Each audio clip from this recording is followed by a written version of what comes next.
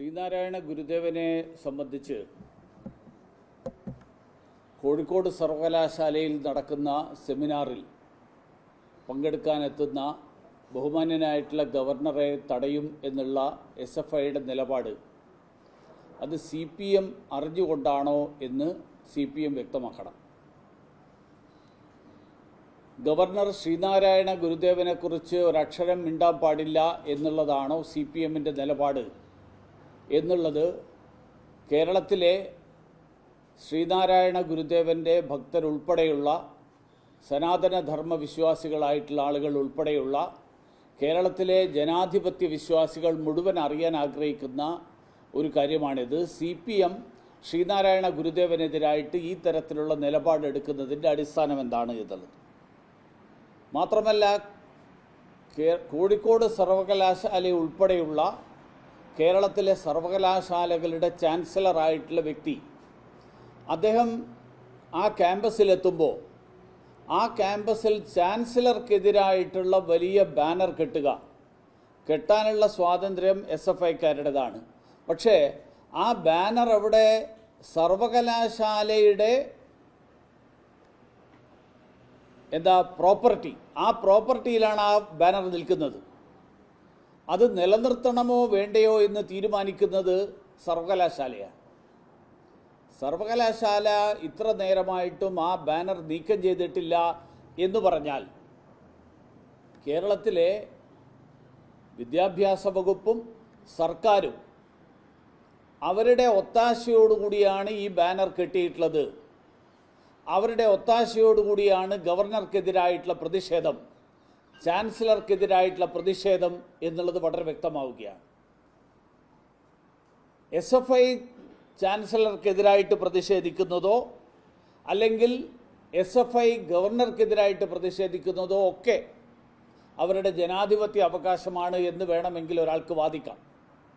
പക്ഷേ ചാൻസലർ ആയിരിക്കുന്ന വ്യക്തിക്കെതിരായിട്ട് അദ്ദേഹം ചാൻസലറായിരിക്കുന്ന സ്ഥാപനത്തിൽ തന്നെ ബാനർ കെട്ടുമ്പോൾ ആ സ്ഥാപനത്തിൻ്റെ നേരിട്ട് ചുമതലയുള്ള ആളുകളുടെ കൂടി പങ്കാളിത്തത്തോടു കൂടിയാണ് ഈ ബാനറും പ്രതിഷേധങ്ങളുമൊക്കെ വരുന്നത് എന്നുള്ളതാണ് വളരെ വ്യക്തം. കഴിഞ്ഞ ദിവസം ബഹുമാനനായിട്ടുള്ള ഗവർണറെ തിരുവനന്തപുരത്ത് വഴിയിൽ തടഞ്ഞ ആളുകൾ, ആ തടഞ്ഞ ആളുകളെ അത് കഴിഞ്ഞിട്ട് രക്ഷപ്പെടാൻ, വാഹനത്തിൽ കയറി രക്ഷപ്പെടാൻ അനുവദിച്ചത് കേരളത്തിലെ പോലീസാണ്. മാത്രമല്ല, അത് കഴിഞ്ഞതിന് ശേഷം കോടതിയിൽ ഗവർണർക്കെതിരായിട്ട് നടന്നത് പ്രതിഷേധം മാത്രമാണ്. അങ്ങനെയാണെങ്കിൽ ഭരണഘടനയുടെ 124 വകുപ്പിൻ്റെ ആവശ്യമില്ലല്ലോ. ഭരണഘടനയിലെ 124 വകുപ്പ് വളരെ വ്യക്തമായിട്ട് ചൂണ്ടിക്കാണിക്കുന്നുണ്ട് ഗവർണർക്കെതിരായിട്ടുള്ള പ്രതിഷേധത്തെ ഏത് തരത്തിൽ കാണണമെന്നുള്ളത്. അപ്പോൾ ഇവിടെയും ഇതേ സമാനമായിട്ടുള്ള ഒരു സാഹചര്യം സൃഷ്ടിക്കാൻ വേണ്ടിയിട്ടുള്ള ആസൂത്രിതമായിട്ടുള്ള ശ്രമമാണ് സംസ്ഥാന സർക്കാരും SFI ഗുണ്ടകളും ചേർന്ന് നടപ്പിലാക്കിക്കൊണ്ടിരിക്കുന്നത്.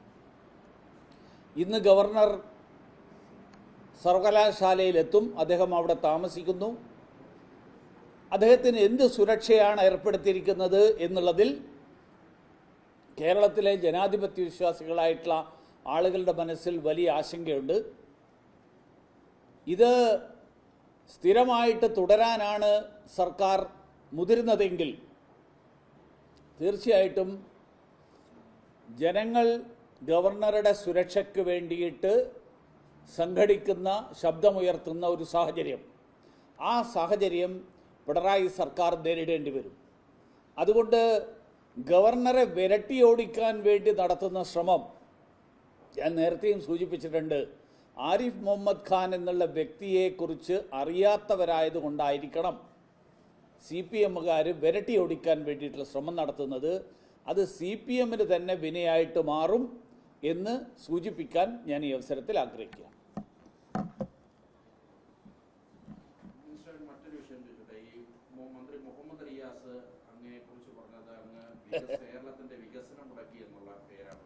വികസനം മുടക്കി മന്ത്രി എന്നാണ് മുഹമ്മദ് റിയാസ് ആ വാക്ക് ഉപയോഗിച്ചത്. മുഹമ്മദ് റിയാസും അമ്മായിയച്ഛനും കൂടി നടത്തുന്ന വികസനം കണ്ടിട്ട് ജനങ്ങൾക്ക് റോഡിലിറങ്ങാൻ പറ്റാത്ത സ്ഥിതിയാണിപ്പോൾ.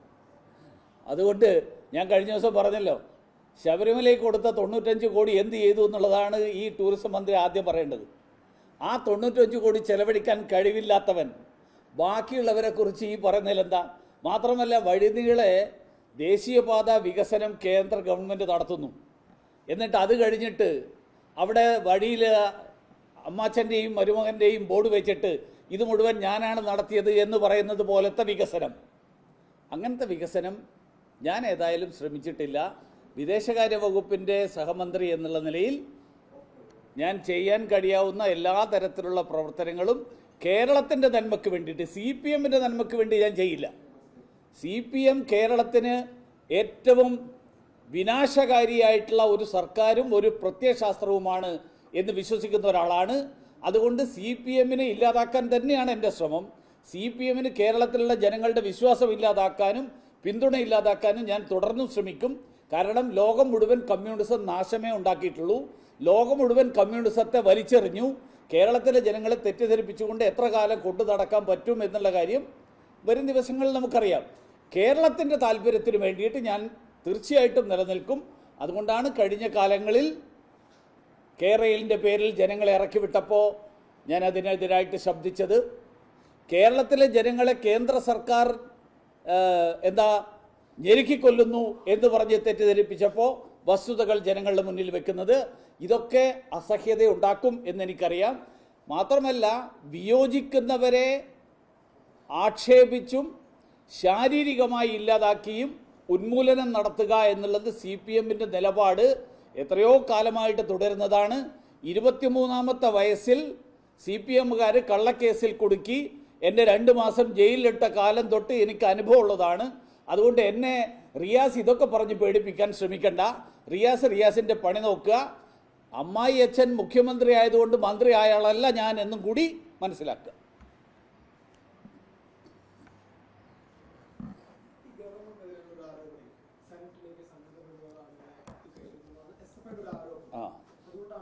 അല്ല, ഞാൻ ചോദിക്കട്ടെ, SFIക്കാർ മാത്രമേ സെനറ്റിൽ വരാവുള്ളൂ എന്ന് ഈ നാട്ടിൽ നിയമമുണ്ടോ?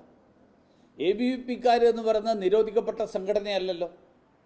ABVPയും RSSും ഒക്കെ ഈ രാജ്യത്ത് നിയമാനുസൃതം പ്രവർത്തിക്കുന്ന സംഘടനകളാണ്. നിയമാനുസൃതം പ്രവർത്തിക്കുന്ന സംഘടനകളിൽ പെടുന്ന ആരെ വേണമെങ്കിലും നോമിനേറ്റ് ചെയ്യാം എന്നുള്ളതാണ് ഗവർണർ എടുത്തിരിക്കുന്ന നിലപാട്. അതിൽ നിയമവിരുദ്ധമായിട്ട് എന്തെങ്കിലും ഉണ്ടെങ്കിൽ കോടതികളെ സമീപിക്കട്ടെ.